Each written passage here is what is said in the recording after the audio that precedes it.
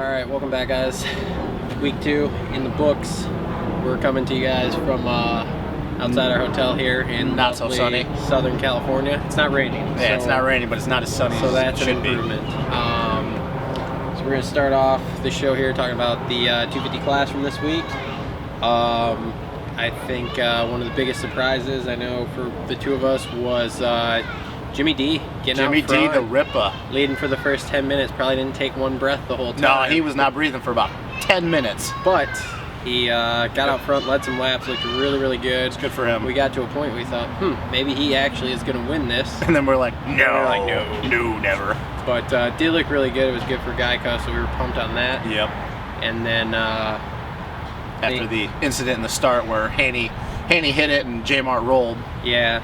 Jeremy Martin was still, in my book, less than impressive. I know he got stuck in the gate, but for somebody who is supposed to be as good as he supposedly is, he still, to me, was not impressive. Maybe he'll pick it up starting next week. He's not completely out of it. No, points are still pretty close. He looked good in practice in the heat race. It was unfortunate, so he salvaged what he needed to do, but you know, it was a setback, but he's still not completely out of the championship. You know, speaking of starts, Plessinger, same way. He still can't get a start. Comes through the pack, looks really good. If he got a start, he probably would run away from McElrath. So, but Shane looked good. Shane's still looking good. He's going to be really hard to beat. Even get, I think it was like a 5th place start, and you know, he just tracked Martin and Jimmy D down, and he wore them out. And track was, if it's a smooth style, you know, track did not break down well from all the rain we got earlier this week, and he's looking tough to beat. I mean, I think Aaron's about the only one that really can beat him, but man, you're gonna have to you're gonna have to be consistent the whole main to beat Shane, because Shane wasn't even on it the whole entire day, and still, I mean, once he got out front, he gapped everybody. He looked good in the main again. You know, looked good in the heat race. Faulkner looked good. Yep. Most of the night. Didn't put it in the dirt. Had a solid finish. So he's gonna do. I think he's gonna do the same thing he did now. So he's going to get a win. Slowly build here, and then eventually, probably about the time we go East Coast, boom, he's gonna explode, and voila, he's gonna, you know, start clicking off podiums and wins at that point. You know, I think the West Coast rounds here, the tracks aren't really necessarily his style 100%, because he did grow up in the Midwest running the rougher stuff. But I think by the time, like I said, we go East Coast and he has then seen it, and we start to do the East Coast West Coast rounds, you're gonna see him start really clicking some stuff off here. So also kind of want to talk about the reemergence of Justin Hill. He looked really good last night. He was strong. I think Justin can get some wins, but once again, his problem is just consistency. You know, he's always had flashes of brilliance, but he's never been able to put it together for 8 rounds. I think that he got his confidence up. He got an okay start. You know, he kind of sat back behind Faulkner for a few laps, and I wouldn't say Austin was completely holding him up, but he was riding a wide bike, and I think if Justin can get some starts, he might see a win or two out of him. It's just, once again, I don't know if he can stay healthy for 8 rounds. I give him another round or 2, and he's going to put it in the dirt, and that's going to be it. So I do feel bad for Oldenburg crashing out in practice, breaking his collarbone. Now he's done, because he did look good all year. Yep. Or he looked good at A1, and he was looking okay in practice yesterday till that happened. Martin is about the luckiest dude, I think, out of all yesterday. Yeah, he's lucky he didn't get clipped. How you flip over a berm, just barely nick your head on the top of it, cartwheel ragdoll across it, and land on the tough block on the face of the triple in the lane next to you, and don't get hit by somebody hitting the triple, was pretty much the most amazing thing I've ever seen in my life, I think. So yeah, J Mart definitely he definitely was really lucky on that one, but you know what, I don't know. Sometimes better be lucky than good. Yeah, it happens. It happens. So moving on, getting into the 450 class here, which was way more, at least in my opinion, exciting to watch. There's a lot more 250s, and more than A1 for sure. Yes. Let's start with right at the top, Kenny and Dungey. Very impressive. Kenny didn't decimate Dungey like I thought he might after the heat race. I mean, he put 5 seconds on Dungey in 5 minutes. Yeah, he was going a second lap faster in the heat race. I think Dungey must have made a change that really helped the bike out, but still, you've got Kenny paced him, put a wheel on him, got by him, and never looked back. And Dunge kept tabs on him and was there, but never got close enough to really put a wheel to him and say, hey, I'm right here, like, you're in trouble. But just the two of them together pushing the pace. I mean, 21 seconds over Marv in third place is just unreal. Yeah, and let's get something straight. I know a lot of people on the forums after last night, especially after Kenny went out and, you know, he won by 16 seconds. They're like, oh, you know, let's see if he can do it for a whole series with Dungey, and, you know, Dungey builds, he's the diesel, all that, you know. And Dungey did, you know, he went there, he worked on his butt, you know, he worked on his chassis and stuff. And let's get it straight. Both of us picked Kenny to win the championship, and me specifically, I said this was going to be Dungey's toughest year. I thought he was going to have to find some speed. Nobody figured Kenny was going to win every round by 16 seconds. So, you know, everybody's saying, well, oh, Dungey got in his head. We don't think Kenny will win every round, period. But there's going to be, Dungey's going to win some, you know. He's not in Kenny's head. There's some other people. He's not in Kenny's head. Everybody thinks, well, oh, Dungey marked him, you know, the whole time. Dungey got second, and he made a mistake in the rhythm section. He may have marked him the whole entire time, but he was never close enough to even put a wheel on Kenny. And Kenny didn't even have his best ride. And that chassis is on a rope. There's going to be a lot of times where Kenny's not the fastest guy, and that bike's going to will him to be able to win no matter what. So, you know, Dungey rode good, definitely a lot better than 16 seconds, but let's get it straight. Just because Dungey was closer to him than last weekend doesn't mean that all of a sudden, oh, you know, Kenny's going downhill. It was 2 races, guys, and who's the points leader? Ken Roczen. It was a situation at the track. The San Diego track was just garbage. If you listen to all of the press conferences, they all talk about the track was gnarly, the track was really rough, the track broke down real crappy. It was the track. If the track had been better, more like the heat races, I think you would have definitely seen Roczen gap him more. But because of the way the track was and not wanting to make a mistake and give up the lead, Kenny had it on cruise control. He was just out there turning laps. He never got sketched one time. Nope. He went through those whoops straighter and flatter than anyone else in the entire 450 class. Yep. And probably faster than them also. Oh yeah, he gained probably 2 bike licks every time coming into the whoops, and it wasn't one of those situations where, you know, they were really deep. Even though everybody said at the beginning of the night they were a little bit deeper, they were getting packed in and cupped out. They weren't deep and lipped out where it was all about technique and it was about bike setup. It was just one of those things that if you had no entering speed, you know, as Kenny had a bike length on him coming out of the backside, you weren't going to close the gap on him. Like, you were going to have the guy in front of you not get a good drive and then close up. So, you know, it's not like that was a huge separation, but Kenny definitely, that's where all of his time was getting made up and then pulling away from Dunge. Because, you know, Dunge closed back up on him, but that was the thing. Every time they got to the whoops, Kenny just knew he was going to be able to keep that bike on a rope, and that was it. All right, now moving on from the front 2. Let's go back to someone who was lucky, much like Jeremy Martin. Yes. Marvin, 3rd place again. He's looking really good. He's another guy that, yeah, he could probably win a race this year at some point if he gets a whole shot. But that first lap there, that table that he tried to run the line he wasn't used to. He skywheeled it. Yeah, that was impressive. Bad. Again, a stroke of luck, because how you can sky air like that, come down right where you want to be, jump off the side of the track, land smoothly, go through a mud puddle, and jump right back onto the track. Unbelievable. You know, again, better to be lucky than good, and I like Marv. He's a good guy. I think he's gonna, you know, like I said, probably win a race or 2 here this year if he can get a start. But wow, just impressive how lucky he was. Yeah, if he'd have been about maybe a 1.5 feet to the right when that bike G'd out on him, he was going to hit the tough block. There was no other way. And it was a really weird situation too, because, you know, he mistimed it going into the rhythm section, and he landed in the face, and when the bike G'd out, he just flattened out, and then it popped him backwards. And it's rare to see something like that on a, you know, big face like that. Usually you see that on small faces where you can't get the bike planted, but he definitely got lucky. And even more lucky is when he was coming back on the track, he landed in the mud puddle, and I'm surprised he didn't lose traction and pitch it sideways. So for him, that was that whole sequence. Whole stream of luck. Yeah, that was definitely luck with that being stacked up like that. All right, let's move on to the last of the Baker's factory. Anderson. Sneaky good again. Jason Anderson. Oh my God, dude! Can't get a start if he to gets save a start, his life. If he gets a start, he's right up there with Dungey and Roxon. Yes, he is. He's the only guy on the track that I believe speed-wise could be up there with them right now. Yes. Did, you know, again, sneaky good, worked his way up to, what, he finished 4th last night again? Yep. You know, good ride for him. He came through the pack. We didn't get to see a lot of him on TV. No.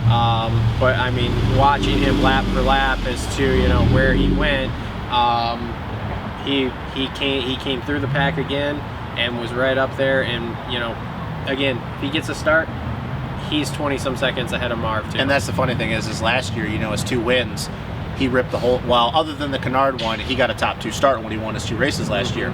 Every other time he had to come through the pack. So I think it's going to be one of those things that if you see him come off the line with Roxon and Dunge, don't be surprised that with him, you know, having a clear track that he's not going to pull the, whether he works himself to death and he blows himself out doing it, but he's going to pull the trigger. And right now he's the only guy that I can see speed for speed that can match those 2 guys right now. You know, Marv's gotten 3rd 2 weekends in a row. He's good, but you got to figure the first race it was like 8 seconds and then now 20 seconds. And I think Marvin could win a race still, but after 2 rounds it's going to have to be by some luck if he's going to beat Dungey and Roxon. Okay, and our last point here for the 450 class from last night will be our disappointments. Number 1 on the disappointment list is definitely going to be Eli. Again, had a decent start, looked sharp first 5 minutes, and then just fades. I don't know if something's going on behind the scenes that we're not seeing. I don't know if there's something not right with him mentally. I think it's mental. But there is something not right with that guy, because the way I've seen him ride before, to see him ride like this now, doesn't make a lot of sense to me. You know, and it all goes back to the prediction show. Like I was saying that, you know, there was a lot of times last year where he got a top 10 start and he'd push his way through, and then he'd get to the top 5 and he'd stall out because he'd have a tendency to get sucked into guys' pace if he could make something happen. So far, it's not that case this year. He's gotten decent starts. It's as soon as he gets past, it's like he's just all of a sudden psychs himself out, and that's something that's never really, Eli's never had an issue with that. You know, a mental thing, that dude is he's like Dungey. He's one of those strongest guys mentally out there. He knows what his program is. He's confident, you know, in his technique. And I think right now, I don't think it's the bike. The bike looks better than last year. I don't know what it is. I don't know if he's developing a virus behind the scenes that's not allowing him to work as hard during the week. I don't know. But I think that it's a mental thing for the first time in his career. And if he doesn't get it sorted out, you might not even see Eli in the top 5 in the points come by the East Coast rounds, because that was just, I mean, Weston almost got him on the last lap for 6th, you know, so that's definitely not very Eli-like. No. Another big disappointment from last night, Cooper Webb. Good God. He is not setting the world on fire, I think, like a lot of people thought. He got lapped. Yeah, he did get lapped. He got lapped. Justin even asked me, is that Coop getting lapped there? Yes, it was. I think he's going to build. He's definitely, you know, put in some decent rides, but I think what I see from it is him struggling with setup. The bike doesn't look good underneath him. It looks like he's struggling to ride it. I made the comment last night, I was like, shit, they should just put him on a 250F and put 450 stickers on it and just let him ride that, because he can ride the crap out of a 250F. But he's definitely struggling with the 450 for some reason. It definitely was too stiff. I know Anahiem one was too stiff last night. I'm not really sure what the issue was, but he didn't look good on it. You know, he was, what, 10th again last night, or No, Bogle was 10th. I don't think he even got in the top 12, to be honest with you. He was somewhere just outside the top 10, and that, you know, again, not what we thought Cooper Webb was going to do to start the year. No. So, you know, I'm not giving up hope yet. I'm not throwing the emergency brake on that, or, you know, opening up the back of the plane and jumping out with no parachute, because I think he's down a rabbit hole he can't get out of. But it's definitely an eye-opener for someone who we thought was going to do very, very well. Well, another thing is, and I'm not saying this for sure, I don't know, that's one team. I don't know anybody at Yamaha. I don't know anybody with affiliations to Yamaha.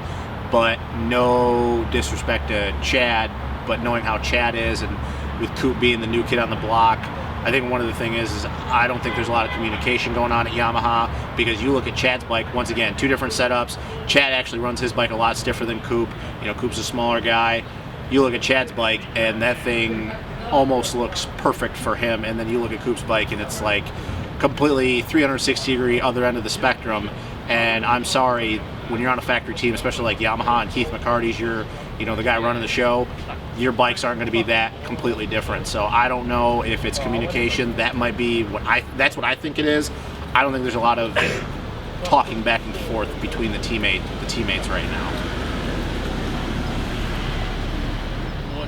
All right, so where do we go going forward from here? Well, in the 250 class, I think we see a lot of the same that we've seen so far. Yep. You know, you're going to see Plessinger, McElrath, Justin Hill. Yep. You know, all up at the front. Davalos at the front too. I think you're going to see Faulkner, like I said, progressively build and build and build. And Jeremy Martin might actually put it together one weekend and get on the box. You know, it's weird to say because the last couple of years it's been so the other way of the 250 class was super exciting and the 450 wasn't, but at this point the 250 class, in my opinion at least, is definitely the you know, less interesting class at this point. Now as far as the 450s go, I think going forward we see much of the same. We see much of the same again. Dungey and Roxon. You're going to see Dungey and Roxon. If Anderson can get a start, I think he runs right up there with those guys. But I don't see anyone else really making up that 20 seconds at this point. You have a lot of good racing behind them. Which there's a lot of parity right now because there is good racing going on from third on back now. There is. I mean, you watch it last night. I mean, you had Chad Reed, Cole Seeley, was it Jason Anderson and Pike were all together in a 4-pack at one point that they showed us on TV. That's another person I'd like to say is building, which I didn't think, even though I really like him. Look for Weston to get in, Weston Pike. Look for him to get in the top 5 maybe. Now, I don't know if he's going to be able to match the pace of, you know, Roxon, Dungey, Marv, and Anderson, but he's not that far off of what Cole and Tomac are doing. Look for him to build, and don't be surprised if he gets in the top 5 these next couple weekends. I don't know when, but he's doing better than I expected. So. And he's doing really well on that Suzuki, so that's pretty much what we look for going forward here. You know, maybe something interesting will happen, but I think it's going to be a lot of the same. But the good thing is even though it's a lot of the same, there's excitement going on. There's a lot of different things. You know, Dungey got his bike dialed in. We're going to A2 now. You know, we're going back to the same type of dirt, A1. You know, it's going to be a lot of the same, but there's a lot of excitement because there is so much going on, and I still think it's going to be pretty much Roxon and Dungey's show. If Anderson gets a start, Marv's good in third the last 2 weekends, but I just don't know right now if he's got the speed to run with those guys because he got a start last night, even side of his sheer luck. They gapped him right away, and he wasn't even close. So I think it's going to be a lot of the same, but I think we're going to have a lot of good racing for most of the, you know, from here on out. So it's better than it's been the last 2 years because even with Dungey and Roxon, you know, being 21 seconds up on third, at least those two were battling at the front, and it was close the whole night. So, you know, we'll see where we go from here.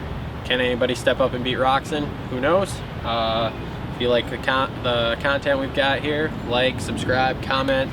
We're going to keep doing this every week. However, next week we're going to be back in Michigan in the cold snow. But we're still going to do this. And one more thing before we let go. I got to give a big shout out to Jay Owen in the Arena Cross Series, going 4 for 4 on main wins right now. He keeps the ball rolling. That kid deserves a Supercross ride, and I'm so stoked for that kid because he's had some tough years the past couple years. So keep the ball rolling, dude, and keep that number, well, not the number 1 plate, but keep that red plate on that Honda. All right, cool. We'll see you guys next week.